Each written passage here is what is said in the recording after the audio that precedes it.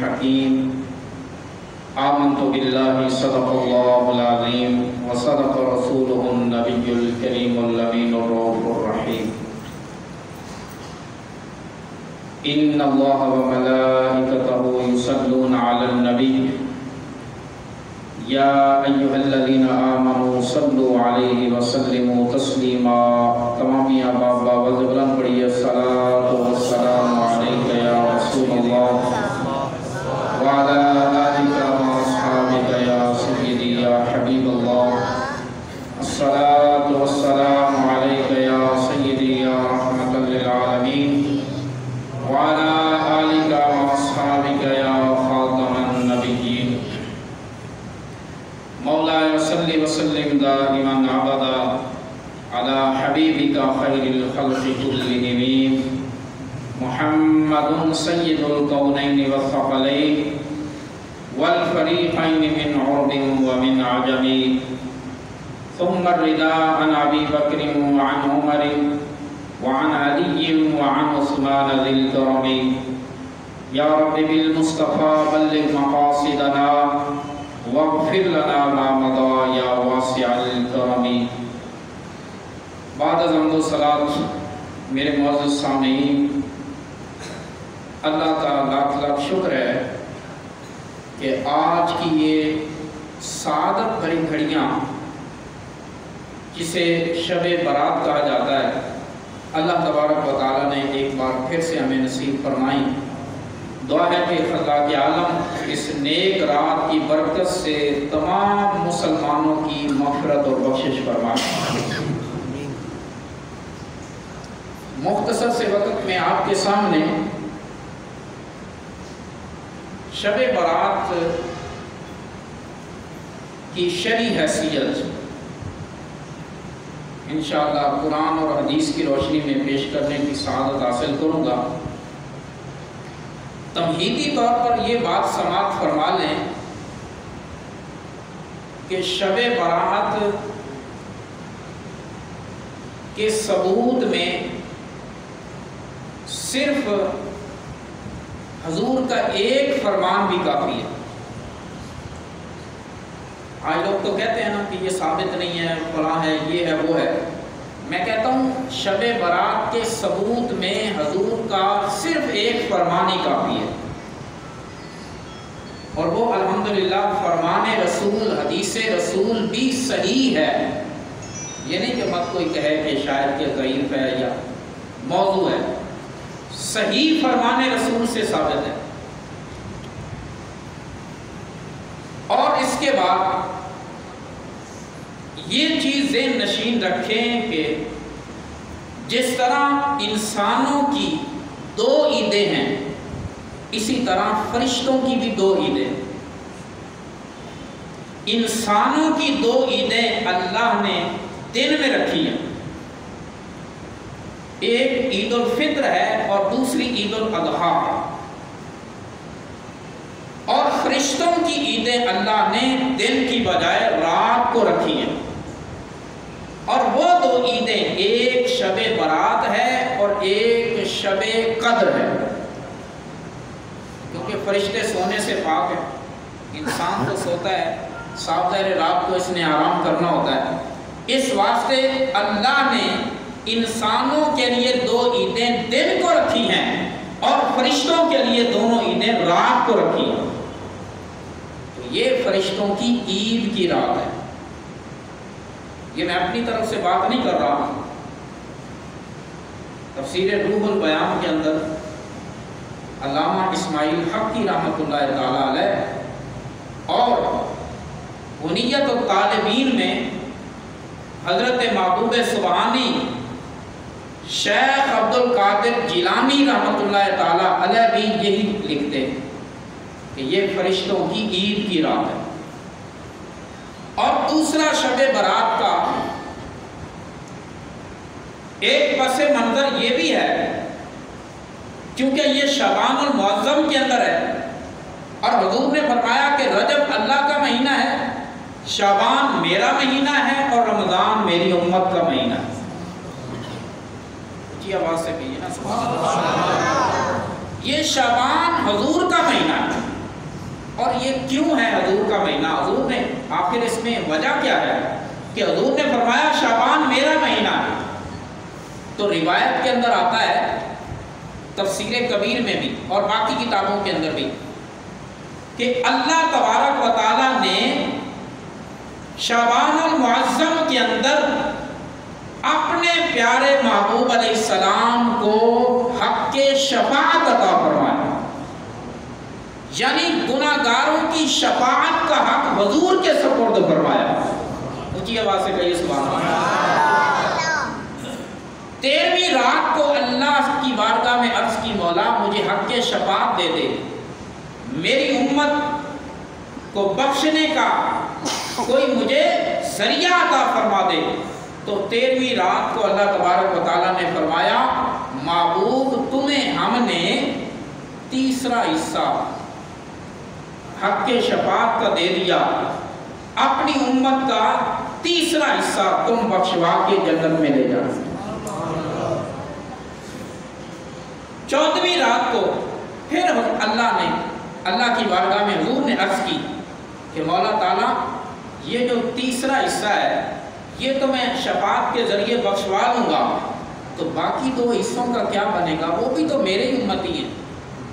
تو اللہ نے فرمایا محبوب تمہیں 2 حصے حق کے شفاعت دے دیا، اپنی امت کے 2/3 افراد کو شفاعت کے ذریعے بخشوا کے جنت میں لے جا.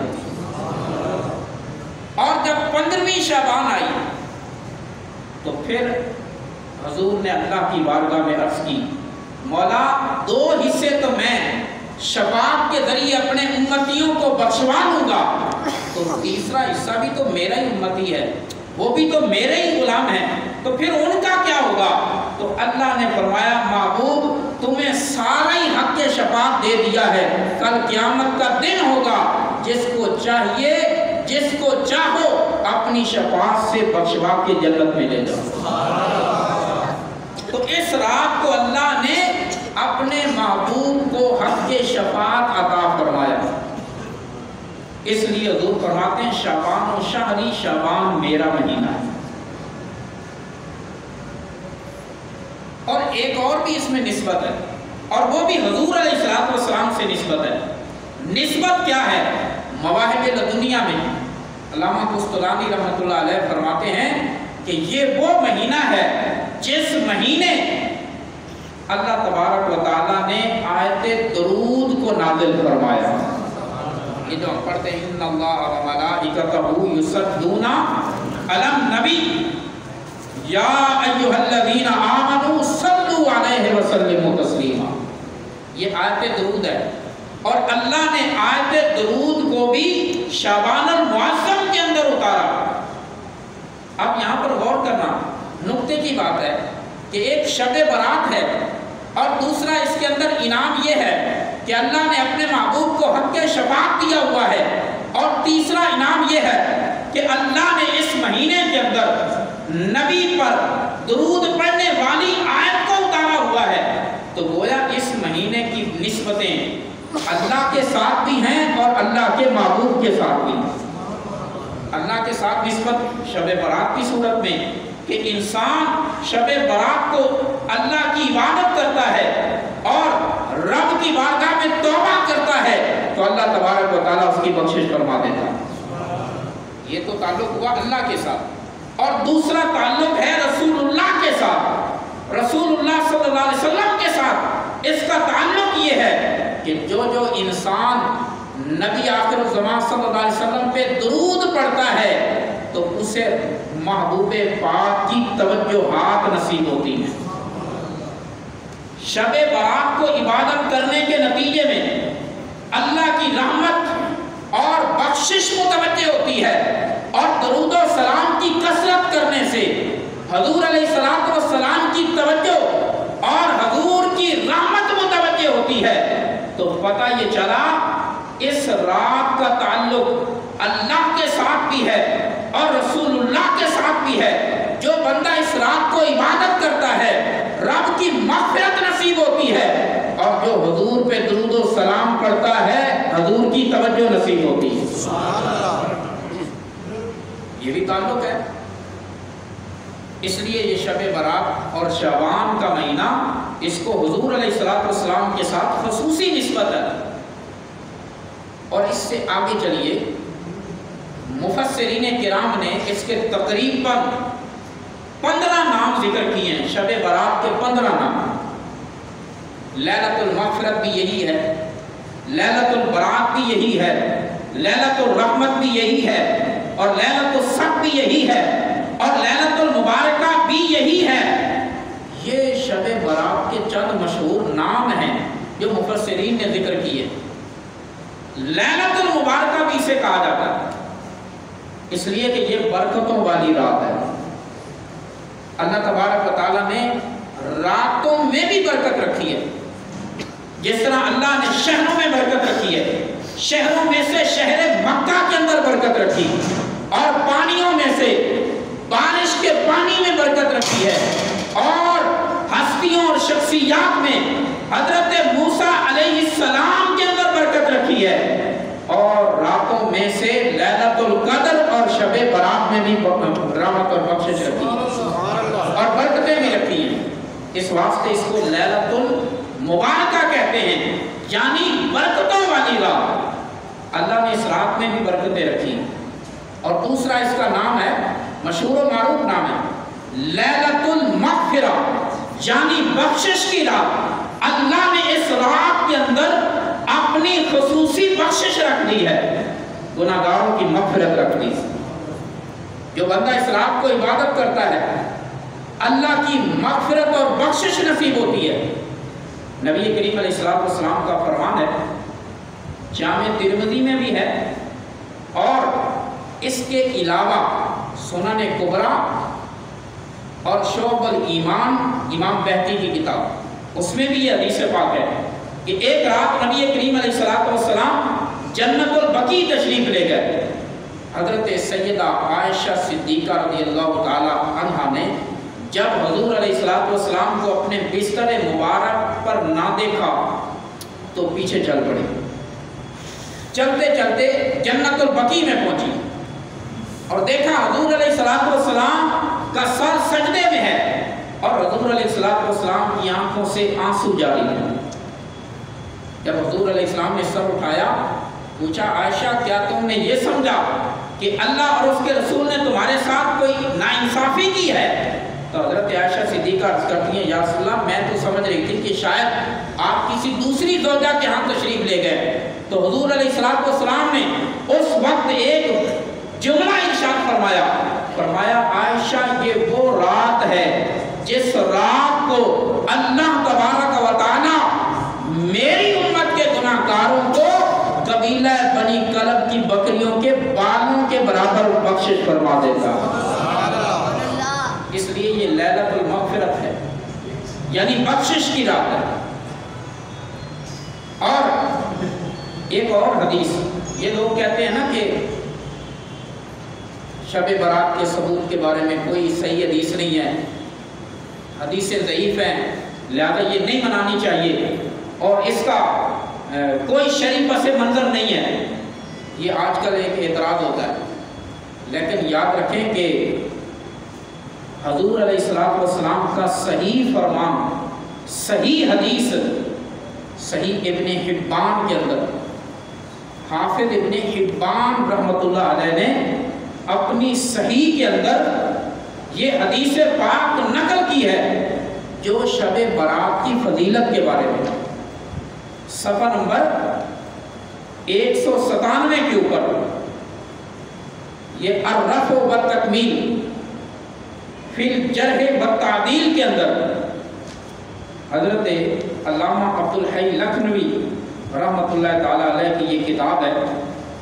اس کے اندر انہوں نے لکھا ہے کہ یطلی اللہ لیلۃ النصف من شعبان فیغفر لجمیع خلقہ الا لمشرک او مشاہن۔ یہ علامہ عبدالحی لکھنوی رحمۃ اللہ تعالیٰ علیہ ان کی کتاب ہے الرفع والتکمیل فی الجرح والتعدیل۔ انہوں نے حدیث پاک نقل کی ہے صحیح ابن حبان کے حوالے سے، فرماتے ہیں کہ اللہ تبارک و تعالی 15ویں شعبان مسلمانوں کی بخشش و مغفرت فرما دیتا ہے.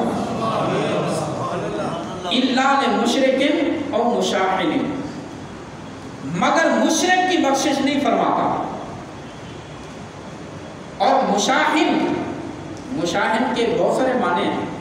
مشاحن کا ایک معنی یہ بھی ہے کہ جو بدعتی مشرک اور بدعتی کی بخشش نہیں فرماتا، اس کے علاوہ سارے مسلمانوں کی بخشش فرما دیتا ہے.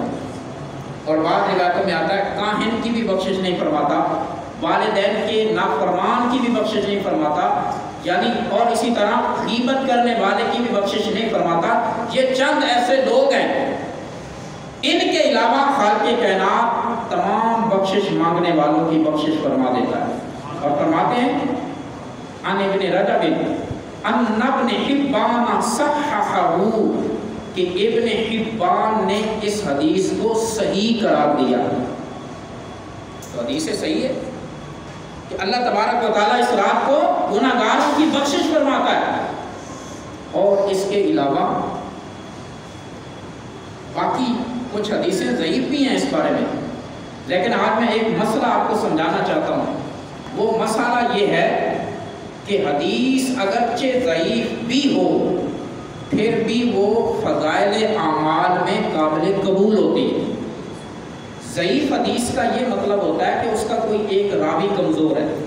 اس کا یہ مطلب نہیں ہوتا کہ حدیث بھی معاذ اللہ کوئی من گڑت ہے یا جعلی کھڑی ہوئی ہے. نہیں، حدیث ضعیف کا مطلب ہوتا ہے اس میں کوئی ایک راوی، اس میں کوئی کمی ہے، کوئی نقص ہے، کوئی عیب ہے، بس اس سے زیادہ کچھ نہیں.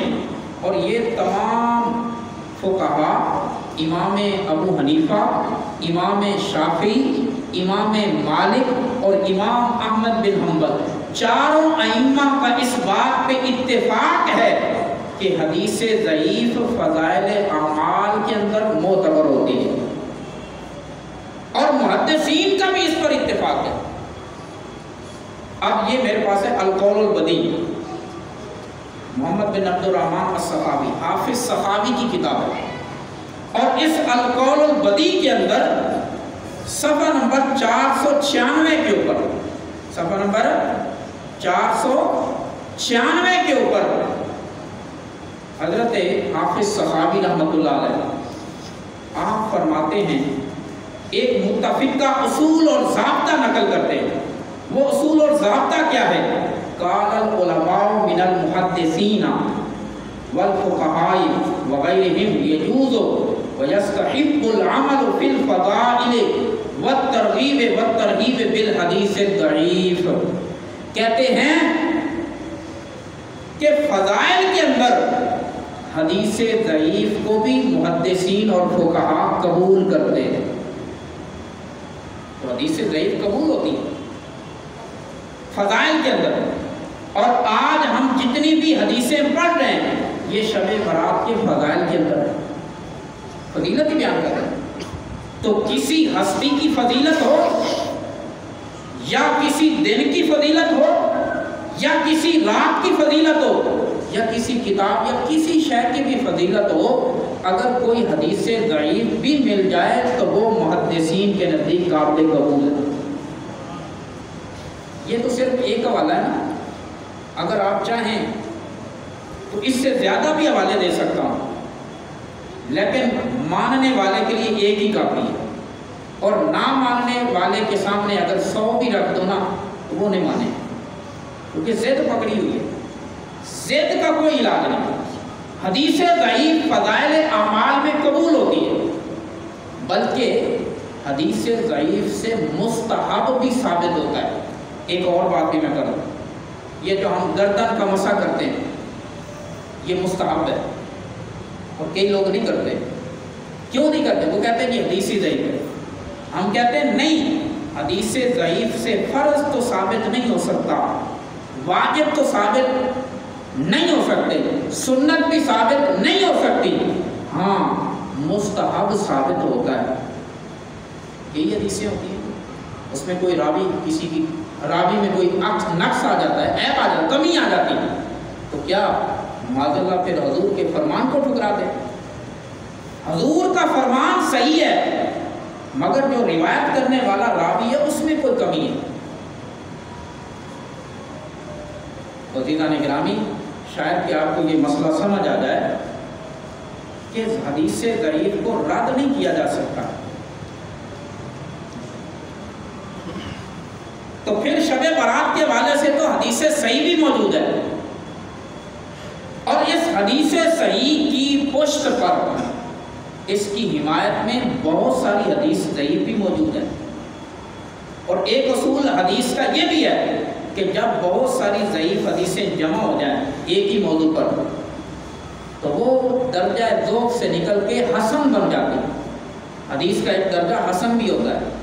اب انہوں نے صرف حدیث صحیح اور ضعیف کو پکڑا ہوا، کہتے ہیں یہ حدیث صحیح ہے یہ ضعیف ہے، ان کو یہ بھی نہیں پتا کہ حدیث صحیح اور ضعیف کے درمیان اور بھی بہت ساری قسمیں ہیں۔ اور آخر میں آتا ہے حدیث موضوع۔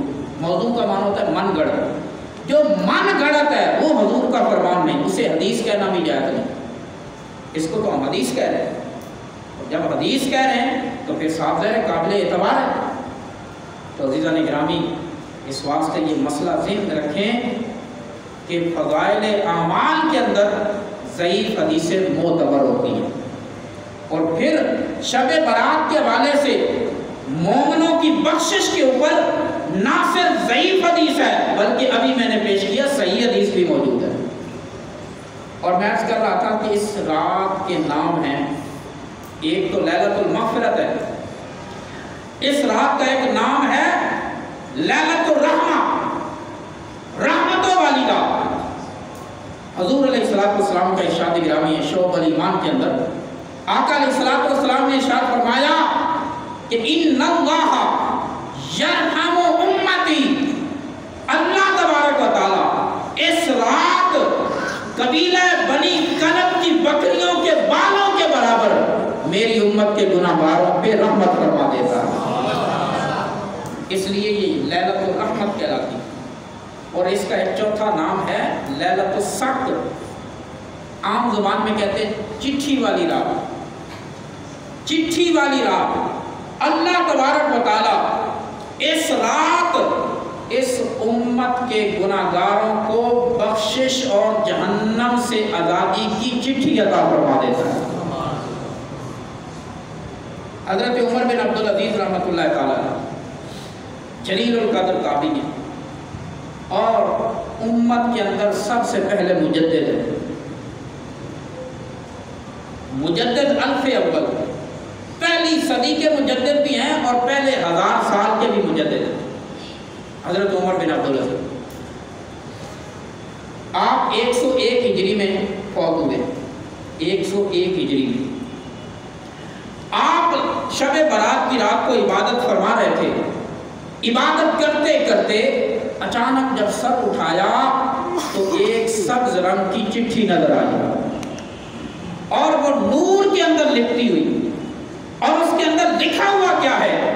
لکھا ہوا یہ ہے کہ اس رب العزت کی طرف سے اپنے بندے عمر بن عبدالعزیز کو جہنم سے آزادی کی چٹھی عطا کی جاتی ہے۔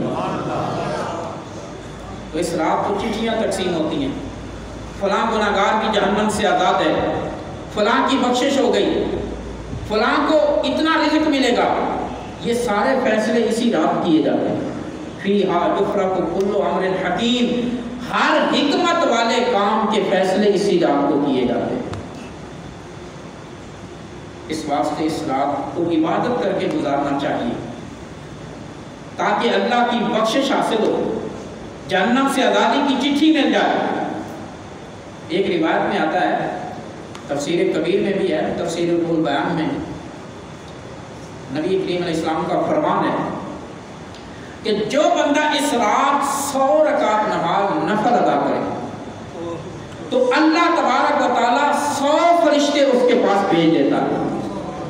کتنے فرشتے؟ 100 فرشتے، اور ان میں سے 30 فرشتے اسے جنت کی بشارت دینے کے لیے آتے ہیں، اور دوسرے 30 فرشتے اسے جہنم سے آزادی کی خوشخبری سنانے کے لیے آتے ہیں۔ اور 30 فرشتے اسے دنیا کی آفات سے نجات کی بشارت دینے کے لیے آتے ہیں، اور 10 فرشتے اس بندے کو شیطان کی فریب کاریوں سے محفوظ کرتے ہیں، 100 فرشتے۔ اور پڑھنے کس طرح ہے؟ 2 کر سورہ فاتحہ کے بعد 10 مرتبہ سورہ اخلاص ہر رکعت کے اندر، یہ پڑھنے کا طریقہ۔ اور ایک اور روایت حضرت امام حسن بصری رحمۃ اللہ علیہ، امام حسن بصری کون ہے؟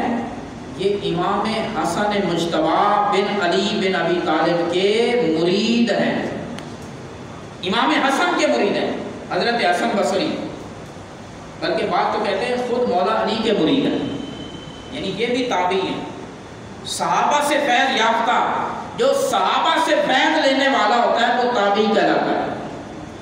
اور ان میں ایک بہت بڑا نام امام حسن بصری کا ہے۔ امام حسن بصری 30 صحابہ سے روایت کرتے ہیں کہ جو بندہ اس رات یہ نفل پڑھتا ہے، یہ جو 100 نفل، جو بندہ اس رات کو 100 نوافل ادا کرتا ہے، اللہ تبارک و تعالیٰ اس کی طرف 70 مرتبہ نظر رحمت فرما دیتا ہے، اور ان 70 نظر رحمت میں اس بندے کی 70 حاجات کو پورا فرما دیتا ہے۔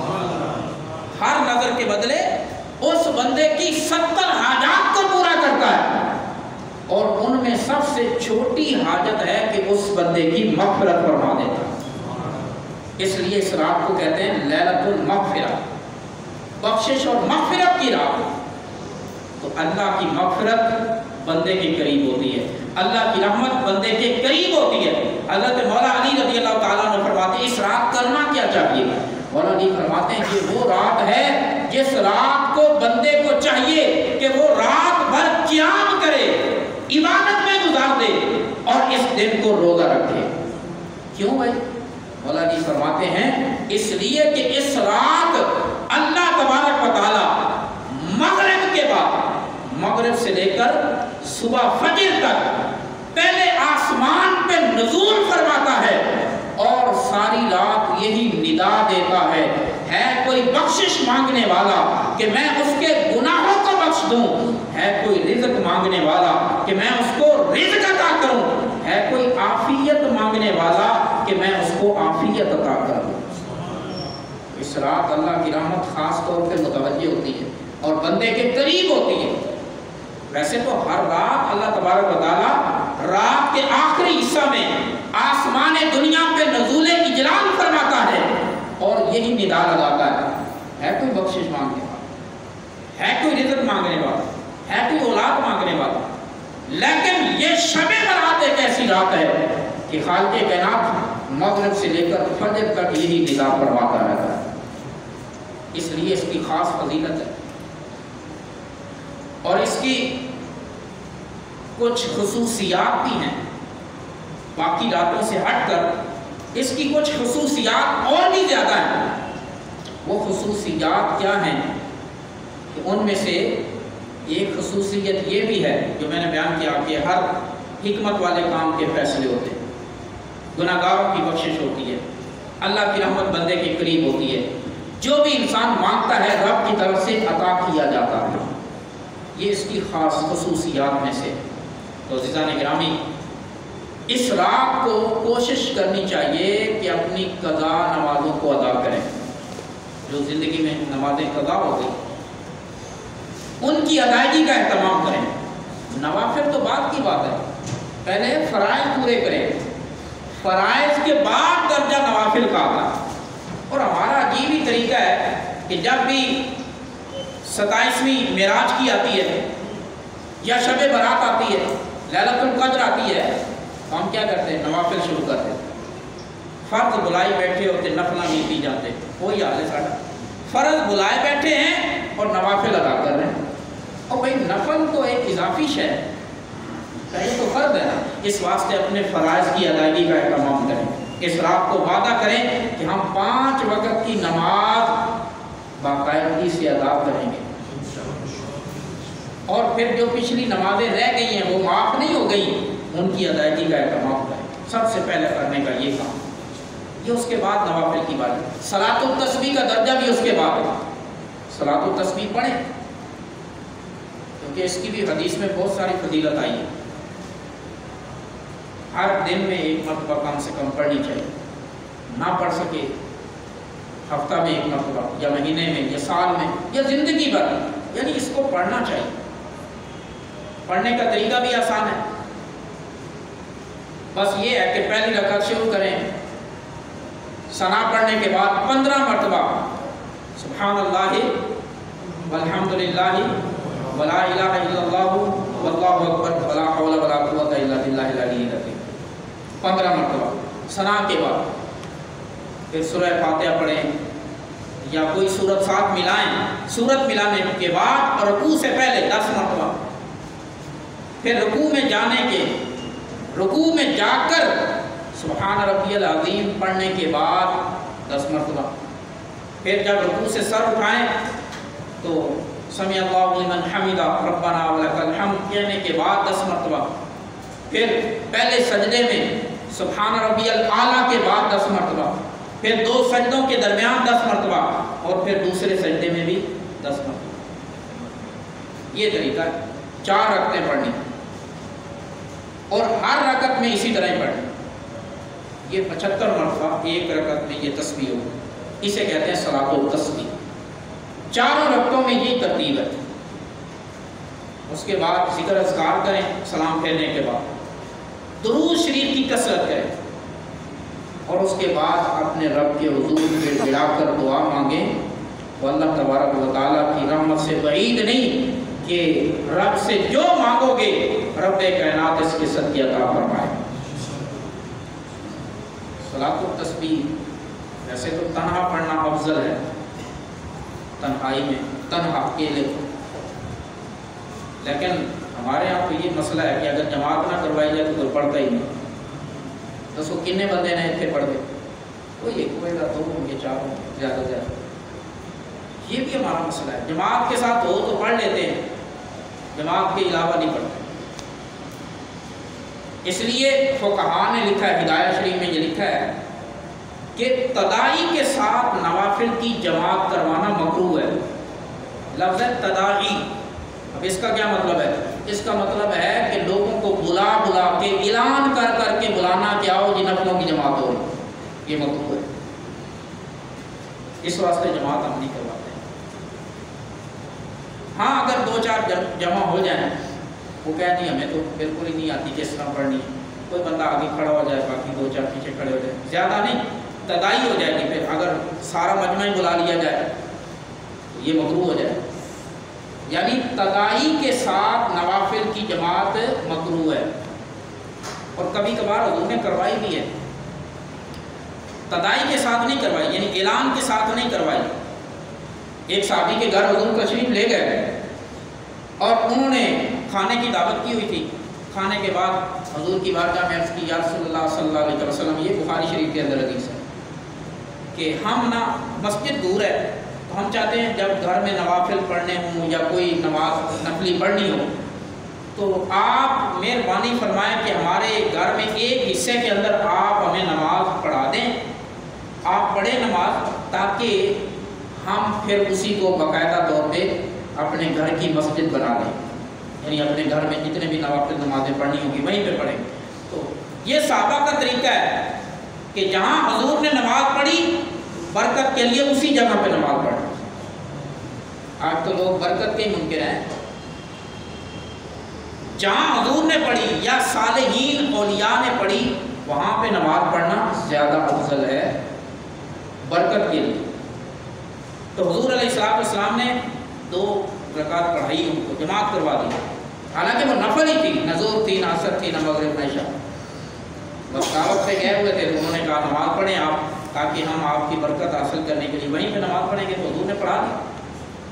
تو اس سے اتنا سارا جواز ثابت ہوتا ہے کہ 2-4 بندے اگر ویسے ہی کہہ دیں کہ ہمیں جماعت کروا دیں تو اعلان کیے بغیر، لوگوں کو بلائے بغیر کروا دیں تو کوئی حرج نہیں ہے۔ اس واسطے فقہاء نے لکھا تدائی بن نوافل، اس کی جماعت جو ہے یہ مکروہ ہے۔ تو عزیزان گرامی، اللہ تبارک و تعالیٰ کی بارگاہ میں دعا ہے کہ خلاق عالم ہم سب کو اس رات کی برکات زیادہ سے زیادہ نصیب فرمائے، اور جتنے بھی مسلمان آج تک دنیا فانی سے انتقال کر گئے، مولا تعالیٰ اس رات کے صدقے ان سب کی بخشش فرمائے۔ اللہ حاضرین کے بھی صغیرہ کبیرہ گناہ معاف فرمائے۔ آمین وما علینا الا البلاغ۔